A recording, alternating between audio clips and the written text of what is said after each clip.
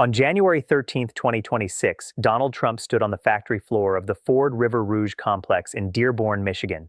He was surrounded by auto workers. Bill Ford, the executive chairman of Ford Motor Company, was standing to his left. Jim Farley, Ford's CEO, was standing to his right. Treasury Secretary Scott Bessent was also in the room. A reporter asked the president a question, a simple, direct question about the trade agreement that governs the entire North American automotive supply chain, the agreement that keeps those workers employed, that allows those engines to cross the border 7 times before a finished truck rolls off that exact assembly line. The question was, when you renegotiate USMCA, how is that going to help auto workers at Ford? Trump looked at the reporter. He shrugged. "I don't even think about USMCA," he said. He continued. "I want to see Canada and Mexico do well, but the problem is we don't need their product. We don't need cars made in Canada. We don't need cars made in Mexico. We want to make them here." A reporter followed up. He was standing inside a Ford plant. He was being asked about USMCA. He added, "There's no real advantage to it. It's irrelevant to me. Canada would love it. Canada wants it. They need it. Then, it expires very shortly and we could have it or not. It wouldn't matter to me." The room went quiet in a way that press pool transcripts cannot fully capture. Bill Ford was standing 3 feet to his left. The president of General Motors, Mark Roos, was simultaneously telling reporters at a separate event, "Our supply chains go all the way through all 3 countries. It's not simple. It's very complex. The whole North American piece of that is a big strength." The man who called USMCA irrelevant had just called it that inside a plant that exists because USMCA is not irrelevant, in front of the executives of the company that had spent months lobbying his administration to extend the agreement. In a state whose economy depends on the supply chain the agreement protects. Mark Carney read the transcript. And then he called it a bluff. Before we get to the bluff and the response, let's understand what Trump was dismissing. The USMCA, the United States-Mexico-Canada Agreement, is the trade framework that replaced NAFTA in 2020. Trump negotiated it during his first term. He called it, at the signing ceremony in November 2018, the most modern, up-to-date, and balanced trade agreement in the history of our country. He called it the most important trade deal we've ever made by far. He said it would transform North America back into a manufacturing powerhouse. In January 2020, when the implementing legislation passed the Senate 90-10, 90 votes, Trump said USMCA was the largest, most significant, modern, and balanced trade agreement in history. Those were his words, his superlatives. His deal. The agreement covers roughly $2 trillion in annual goods and services trade between the 3 countries. It covers the automotive supply chain that builds roughly 17 million vehicles across North America every year. It covers agricultural trade worth hundreds of billions of dollars annually. It covers energy trade. It covers digital trade. It covers government procurement. It covers intellectual property. And it contains an automatic sunset clause, which Trump's own team insisted on inserting, mandating a joint review in 2026, 6 years after it took effect. Trump insisted on that review clause. His team wrote it in. It was a feature, not a bug, designed to give a future administration leverage to renegotiate. Except the future administration is Trump himself, and the leverage he is holding is against the deal he personally negotiated, championed, and called the greatest in American history. He is now calling it irrelevant. Inside a Ford plant, in Dearborn, Michigan, 6 months before the review, he wrote into his own agreement. The location was not an accident. Trump chose the Ford River Rouge complex deliberately. He wanted the optics of a president who had brought manufacturing back, who had visited the heartland, stood on the factory floor, shown he was for the workers. The problem is that the Ford River Rouge complex is one of the most integrated facilities in the North American auto supply chain.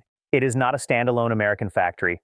It is a node in a continental network. The F-150 truck, which is assembled at the Dearborn truck plant adjacent to River Rouge, uses components from more than 900 suppliers. Many of those suppliers are in Canada, Ontario specifically, which accounts for roughly 15% of all North American auto production. The aluminum in the truck bed, the transmission components, the wiring harnesses, the seating assemblies. These cross the border multiple times during the manufacturing process. Mark Roos of General Motors said it plainly. Our supply chains go all the way through all 3 countries. It's not simple. It's very complex. The American Automotive Policy Council, representing Ford, General Motors, and Stellantis, had written to the Trump administration in November 2025, specifically calling for USMCA to be extended. Their letter said USMCA enables automakers operating in the U.S. to compete globally through regional integration, which delivers efficiency gains and accounts for tens of billions of dollars in annual savings. Tens of billions in savings per year for American automakers from the agreement Trump just called irrelevant. in a plant that benefits from those savings, in front of the executives who wrote the letter asking him to keep it. Tesla also signed that letter. Toyota signed it. Honda signed it. Hyundai, Volkswagen, Stellantis. The entire North American automotive industry, not just Canadian companies, not just Mexican companies, but the American companies whose plants Trump was standing in, had asked the administration to extend the deal, and Trump shrugged and said he didn't even think about it. There is one more detail from January 13th that the financial press mostly ignored, but it captures the full atmosphere of the day. As Trump was walking through the plant on a catwalk above the factory floor, a UAW worker looked up at him and shouted something. The exact words are confirmed from multiple sources including Fox 2 Detroit, TMZ, and The Washington Post. The worker shouted, "Pedophile protector." Trump responded by pointing at the worker, mouthing what appeared to be an obscenity, and raising his middle finger. The UAW issued a statement immediately. The auto worker at the Dearborn truck plant is a proud member of a strong and fighting union. He believes in freedom of speech, a principle we wholeheartedly embrace, and we stand with our membership in protecting their voice on the job. The worker was suspended by Ford. The UAW said it would ensure he received the full protection of all negotiated contract language. The worker told the Washington Post he did not regret what he said. This is the day. This is the full picture of January 13th, 2026. A president calling his own trade deal irrelevant in front of the industry that depends on it. A UAW worker shouting at him from the factory floor. A middle finger raised in Dearborn. And in Ottawa, Mark Carney watching all of it, getting ready to respond. The response was calibrated. It was not emotional. It was not retaliatory. It was exactly the kind of response that reveals a detailed understanding of how Trump's negotiating strategy actually works. First, he dismissed the irrelevant framing factually. Carney told reporters that Trump's statements about potentially exiting USMCA or pursuing bilateral deals were not what the American side was actually saying in private. That's not what they're saying, he told reporters when asked about Greer's bilateral comments. Then he called the whole posture a bluff. Policy magazine documented the specific analysis. Trump had not pulled the withdrawal lever. Despite repeated statements about irrelevance, despite telling reporters it wouldn't matter to me, despite privately asking aides why he should not withdraw, he had not done it. He had not filed the 6-month withdrawal notice that the agreement allows any party to give at any time. He had not formally triggered the bilateral track. He had not pulled Canada's USMCA compliant status. Carney's reading, the escalating rhetoric was leverage, a negotiating position, not a plan. The man who said, "I don't even think about USMCA," was thinking about USMCA constantly because it protects the auto sector, the agricultural sector, and the energy supply chain that the United States depends on from its northern neighbor. Carney's Foreign Affairs Minister Anita Anand went further. She took the Canada's case directly to Washington. Canada's Ambassador Kirsten Hillman testified before the House Ways and Means Committee. She brought a package for every committee member showing the level of Canadian investment in their specific electoral district, the jobs it supported, and how much in exports their constituents sold to Canada. Every member's district exported a minimum of $250 million annually to Canada. Many exported over $1 billion. The ambassador sat in the U.S. Congress and made the case for the agreement the president had just called irrelevant. Not to Trump. To the people Trump needs to govern. Trump said USMCA was irrelevant. Let's spend a moment with the actual scale of what that word was applied to. $2 trillion. That is the approximate annual value of goods and services traded between the United States, Canada, and Mexico under the USMCA framework. $2 trillion is roughly 8% of global GDP. It is more than the entire GDP of Canada. It is more than the GDP of Italy, South Korea, Australia, Spain, and the Netherlands combined. The auto sector alone accounts for approximately $350 billion of that trade annually. The agricultural sector accounts for roughly $100 billion. Energy trade, primarily oil and gas flowing from Canada to U.S. refineries, accounts for another $122 billion. Steel, aluminum, and manufacturing components add hundreds of billions more. For the automotive supply chain specifically, the integrated North American model has been built over 30 years. Parts cross the border an average of 7 times before a finished vehicle leaves an assembly line.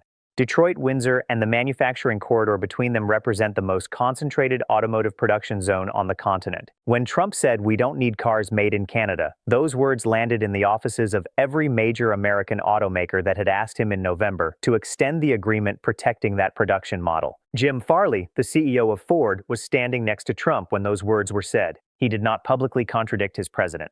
But Ford had signed the letter in November, 2 months before January 13th.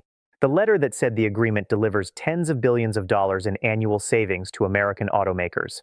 Irrelevant. The Trump administration's internal thinking about USMCA became clearer in late January, when Treasury Secretary Scott Bessent gave an interview that was ostensibly about Carney's Davos speech, but revealed something deeper about how Washington was framing the entire relationship. Bessent told the interviewer, "I would just encourage Prime Minister Carney to do what he thinks is best for the Canadian people, not his own virtue signaling, because we do have a USMCA negotiation coming up." He added, "He rose to power on an anti-American, anti-Trump message, and that's not a great place to be when you're negotiating with an economy that is multiples larger than you are and your biggest trading partner." Bessent's framing is important because it reveals the American strategy in its most explicit form. The negotiation is about size, about power asymmetry, about Canada needing the United States more than the United States needs Canada, about the implicit threat that a country which publicly challenges American foreign policy is less likely to get a favorable trade outcome. Carney responded directly. He told reporters, "Canada thrives because we are Canadian." He added, "We are masters in our home. This is our own country. It's our future. The choice is up to us."